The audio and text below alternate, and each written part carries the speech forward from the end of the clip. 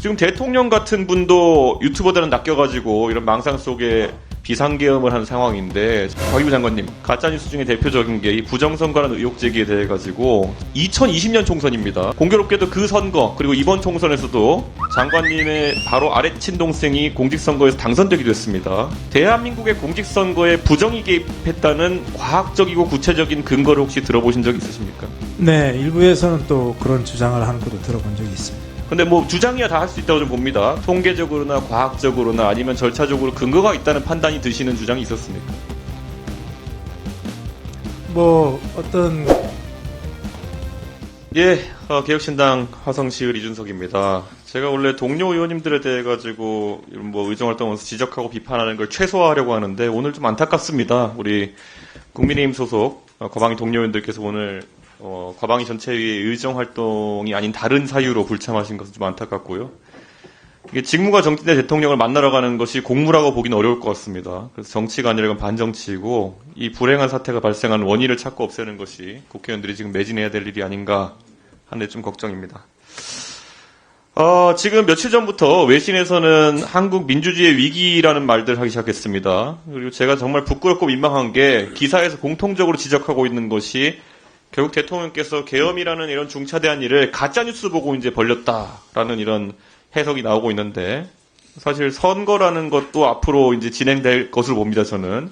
만약에 대선이 조기 대선 치러진다면은 국민들이 미디어를 통해서 접하는 그런 정치적 아이디어 아니면 정견을 바탕으로 투표하는 건데, 지금 대통령 같은 분도 유튜버들은 낚여가지고 이런 망상 속에 비상계엄을 한 상황인데, 저는 올바른 정보가 유통되고 그걸 바탕으로 국민들이 합리적인 선택을 할 수 있도록 돕는 것이 공직자들의 본분일 거다. 이런 저는 그런 생각합니다.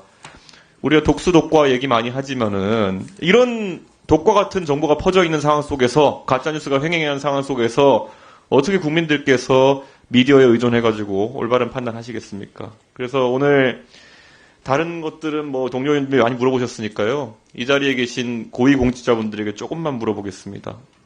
우리 과기부 장관님. 네. 뭐 과기부 업무라서가 아니라요. 이 상식선에 존경받는 연구자 출신이시니까 제가 여쭤보겠습니다. 사실 이 가짜뉴스 중에 대표적인 게 이 부정선거라는 의혹 제기에 대해 가지고 지금 2020년 총선입니다. 벌써 5년 전에 120건 정도의 선거 무효 소송이 제기됐고 결국 법원에서는 부정선거가 아니다 판단했는데, 공교롭게도 그 선거 그리고 이번 총선에서도 장관님의 바로 아래 친동생이 공직선거에서 당선되기도 했습니다. 대한민국의 공직선거에 부정이 개입했다는 과학적이고 구체적인 근거를 혹시 들어보신 적 있으십니까? 네, 일부에서는 또 그런 주장을 하는 것도 들어본 적이 있습니다. 근데 뭐 주장이야 다 할 수 있다고 좀 봅니다. 그런데 아무래도 그런 주장을 읽어보셨을 때 통계적으로나 과학적으로나 아니면 절차적으로 근거가 있다는 판단이 드시는 주장이 있었습니까? 뭐 어떤 통계 학자는 아주 유명한 분인데 또 그런 주장을 하신 것을 제가 한번 들어본 적은 있습니다.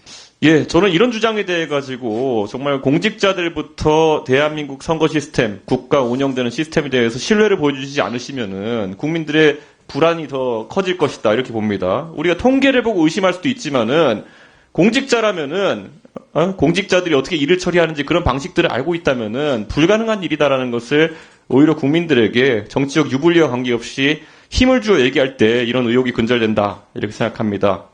그럼 장관님 말고요. 그럼 우리 차관님들 한번 여쭤보겠습니다.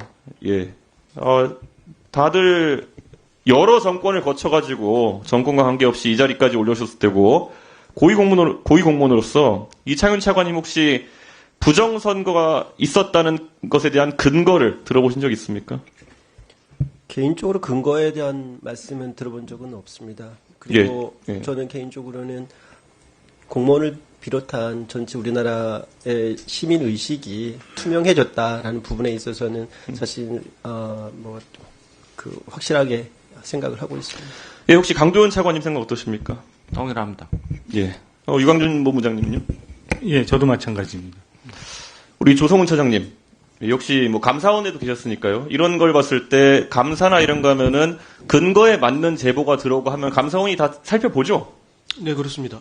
근데 지금 이렇게 법원에서도 이렇게 판단하고 감사도 여러 번 신청된 걸로 알고 있는데 아직까지 국가기관에서 공직선거에 부정이 개입됐다는 결론을 내린 바가 없습니다. 그럼 국민들이 믿어도 되는 겁니까? 이런 결론을? 뭐 정부 기관에서 그렇게 판단을 했다 그러면은 뭐 국민들께서도 신뢰를 해야 되겠습니까?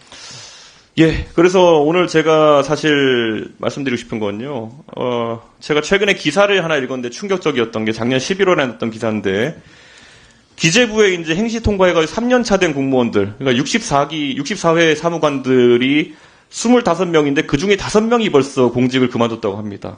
이게 다 여기 계신 분들 보면은 38회, 뭐 37회 이렇게 분들인데, 다들 그때 3년차 정도 되면 청운의 꿈을 안고 전부 다 국가를 위해서 헌신하고 봉사하겠다는 생각으로 근무해야 될 초급 사무관들 중에서 25명 중에 그것도 기재부에 5명이 그만뒀다. 사실 이거는 공직사회가 지금 돌아가는 것에 대해서 나중에 우리나라의 기둥이 돼야 될 전문 공무원부터 혼란스러워하는 것이 아닌가 이렇게 생각하는데요. 저도 젊은 그런 사무관이나 이런 공무원들 과 얘기해보면요. 그런 말 하더라고요. 의원님 요즘 국회 가서 활동해보셔서 아시겠지만은 선배 공무원들이 가셔가지고 뭐 하실 말씀 다 못하시고 정치인한테 혼나고 대통령한테는 또 할 말 했다가 또 역으로 공격당하고 이런 걸 보면서 저희가 청운의 꿈이라는 것을 계속 가져가야겠습니까? 라고 저한테 오히려 반문하더라고요. 물론 저희 정치인도 반성해야 할 부분이 있다면 하겠지만은 저는 지금 초급 사무관이나 이런 분들에게는 아마 지금 다 차관급에 올라오신 분들 이 대선배일 거고 어쩌면은 저분들처럼 돼야겠다는 생각으로 지금까지 열심히 근무했을 텐데요. 요즘은 좀 다른 생각들을 하고 있는 것 같습니다. 그래서 이런 국가적 의혹이나 이런 거에 대처하는 데 있어서도요. 조금은 강단 있는 모습을 보여주시길 그렇게 좀 부탁드리겠습니다. 예. 이거는 제가 진짜 부탁드리는 겁니다. 왜냐하면 지금 이 대한민국 혼란이라고 하는 건요. 각자의 위치에서 각자 역할을 해야 되는 것인데요. 저도 역할하겠지만은 고위 공무원으로서 역할을 해주셔야 된다고 생각합니다. 그리고 조성호 차장님, 이거 아까도 질문이 나왔지만은 김태규 직무대행 거취에 대해 가지고 사실 국민들이 혼란스러울 것 같습니다. 뭐 사퇴 표명하시고 수리 안 되고 이런 건 알겠는데요. 지금 통상적인 보고나 이런 건 정상적으로 이루어지고 있습니까? 네, 그렇습니다. 그리고 지금 이제 그 의료적인 상황이 일시적인 거라고 저희가 이해하면 되겠습니까? 예, 그렇습니다. 그런데 헌재에서 이제 선입선출 원칙을 적용하는 게 아니라 탄핵 심판 먼저 하겠다고 이제 하면서 대통령 탄핵 먼저 하겠다고 하면서 이진숙 방통위원장은 사실상 복귀 불가능해졌다 이렇게 보는 게 맞습니까? 그건 제가 언급하는 게 적절치 않은 것 같습니다. 예, 그런데 아마 그럴 것 같습니다. 그렇기 때문에 방통위에 지금 사실 업무 공백이라는 것이 뭐 두 분 지금 위원이 사실 거취가 다 불투명해진 상태이기 때문에 실무 직원들이라도 이 부분에 대해서 굉장히 심각한 문제의식을 가져야 된다. 아까 제가 처음에 얘기했던 것처럼 또다시 이제 저희가 정말 안타까운 상황 속에서 조기 대선을 치러야 될 가능성이 나오고 있는데요. 그 안에서 방송통신위원회가 이 선거 과정에 불법이 가짜뉴스가 유통되고 이런 것들을 잘 제어할 방안들을 마련하지 못한다면요. 아까 말씀드린 독수 국가입니다. 국민들이 올바른 정보를 통해 판단할 수 없는 상황이 생기게 될 거고요. 저는 그런 의미에서 방통위가 관리 감독을 해야 되는 또 방심위와 더불어 가지고 같이 이 문제에 대해서 안정감을 줄 수 있는 실무적인 대책들을 진행해야 된다. 저는 그렇게 생각했습니다. 예. 그리고 방심위는 뭐 제가 또 한 번 말씀드리지만은 윤석열 대통령에 대한 윤석열 대통령이 내놓은 무수한 가짜 뉴스에 대해 가지고 빨리 신속 심의해 주십시오.